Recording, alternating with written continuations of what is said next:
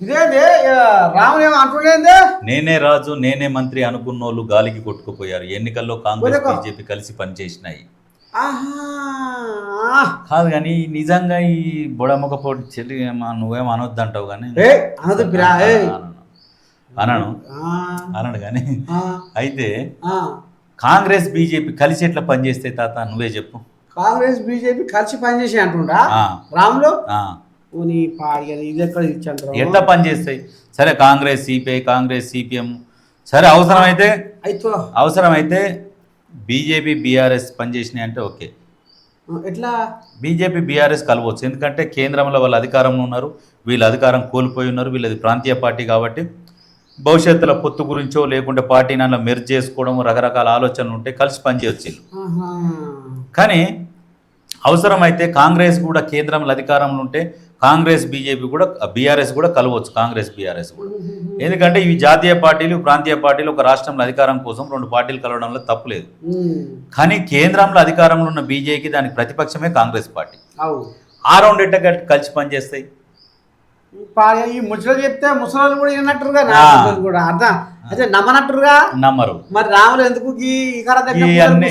చిల్లర కామెంట్ చేస్తుంటాడు.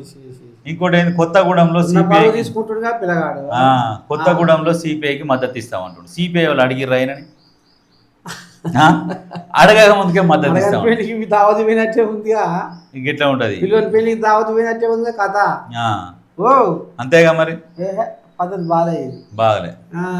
మజ్లీస్ మద్దతుతోనే కాంగ్రెస్ బీఆర్ఎస్ గెలుపు. ఎవరంటారు? కేవలం ఆయన బీజేపీని మొత్తం రాకెట్ లాగా పైకి తీసుకుపోయిన ఆయన రామచంద్రయ్య మొత్తం పండ పెట్టిందాక ఈయన ఏమంటాడు, అర్బన్ నక్సలైట్లు కమ్యూనిస్టులు ఎంఐఎం కలిసి బీజేపీని ఓడించాయట. అర్బన్ నక్సలైట్ బీజేపీ ఓడలే కానీ వీళ్ళు ఓడించారు. అమ్మా ఎంత ముందు ఉంది రామచంద్రయ్య. ఎంఐఎం కలిసి బీజేపీని ఓడించినాయి. ఏ ఎంఐఎం ఓట్లు ఎంఐఎంకి పడ్డాయి. ఎంఐఎం సపరేట్ గానే పోటీ చేసింది. సరే ఎంఐఎం కాంగ్రెస్ బీఆర్ఎస్ మూడు కలిసి పోటీ చేసినాయి అంటే సరే ఓకే అనుకోవచ్చు. ఎవరిని ఆడే పోటీ చేసే ఇటువంటి ఆరోపణలు చేస్తారు, ఈ తెలివితక్కువ ఆరోపణలు. అట్లా ఈ తెలివితక్కువ ఆరోపణలు చేసి ఇజ్జత్ పోగొట్టుకుంటారు వీళ్ళు. వా ఇందే ఇదే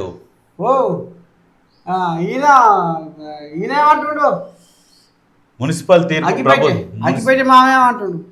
తీర్పు ప్రభుత్వానికి చెంపపెట్టు. సీఎం మంత్రులు యంత్రాంగం ఒకటైనా బీఆర్ఎస్ శ్రేణులు సత్తా చాటాయి.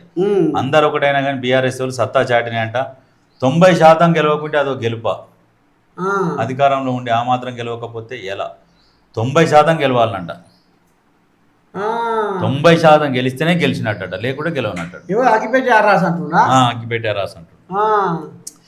ఇప్పుడు 90% గెలిచారు అనుకో ఏమంటాడు, 90% ఎట్లా గెలుస్తారే, 100% గెలిస్తేనే లెక్క అంటాడు. అట్లా చిన్న కథలు. ఫస్ట్ ఏమన్నాడంటే రెఫరెండం అన్నారు దీన్ని.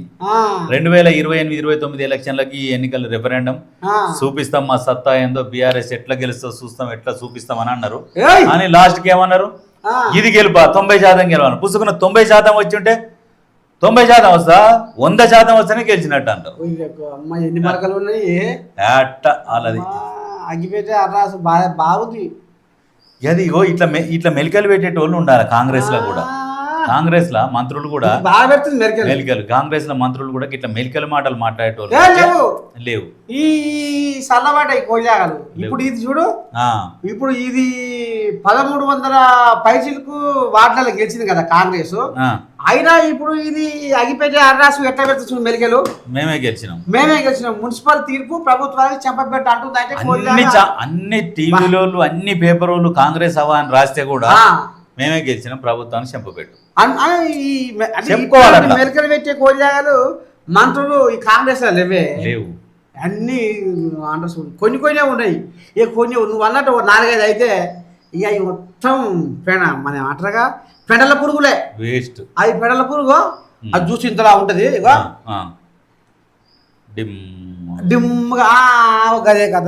అందుకనే ఇది చెప్తే అధికారులు వింటలేరు సచివాలయంలో. మరి ఎందుకు వింటారు? ఏదేదో మాట్లాడిన వారి నోళ్లు మూతపడేలా మెరుగైన ఫలితాలు సాధించాం. అధికార పార్టీ విజయావకాశాలకు భిన్నంగా ప్రజా తీర్పు భారత కార్యనిర్వహణాధ్యక్షుడు కేటీఆర్. మెరుగైన ఫలితాలు సాధించినట. ఓ ఎవరంటే రావణుడా? రాములు గతంలో గెలిచిన వాటికంటే కూడా ఎక్కువ గెలిచిరట, సీట్లు కూడా ఎక్కువ వచ్చినాయి, ఓట్లు కూడా ఎక్కువ పెరిగినాయి అంట. అమ్మని సామిరంగా బోడరా మెరుగైన ఫలితాలు మెరుగైనప్పుడు ఎప్పుడు అంటారు, గతంలో కంటే కూడా ఇప్పుడు ఎక్కువ వస్తే మెరుగైన ఫలితాలు సాధించామని అంటారు. అంటే ఇప్పుడు ఈయన మెరుగైన ఫలితాలు సాధించిందంట. అట్లా ఇప్పుడు సర్పంచ్ ఎలక్షన్లకైతే ఇప్పుడు ఈ మున్సిపల్ ఇంకా పడుకుంటారు కదా కారు మొత్తం పడినది, మొత్తం పడినది. అప్పుడన్నా కొంత కొంత నొక్కొచ్చింది కానీ ఇంకా పండుకున్నారా? అప్పుడు రెబల్స్ ఉండే కదా తాత, రెబల్స్ ఉన్నారు అప్పుడు. నీకు ఇండిపెండెంట్ సింబల్ కదా, నేను కండవ కప్పుకుంటావు, నువ్వు కండవ కప్పుకుంటావు, నీకో గుర్తు వస్తుంది, నాకో గుర్తు వస్తుంది. ఒకటే గుర్తు, ఒక పార్టీకి ఒకటే గుర్తు అనేది లేదు అప్పుడు సర్పంచ్లో. కాబట్టి అందరు పోటీ చేసి రాగం చేసుకున్నారు అది. అట్లా సరే.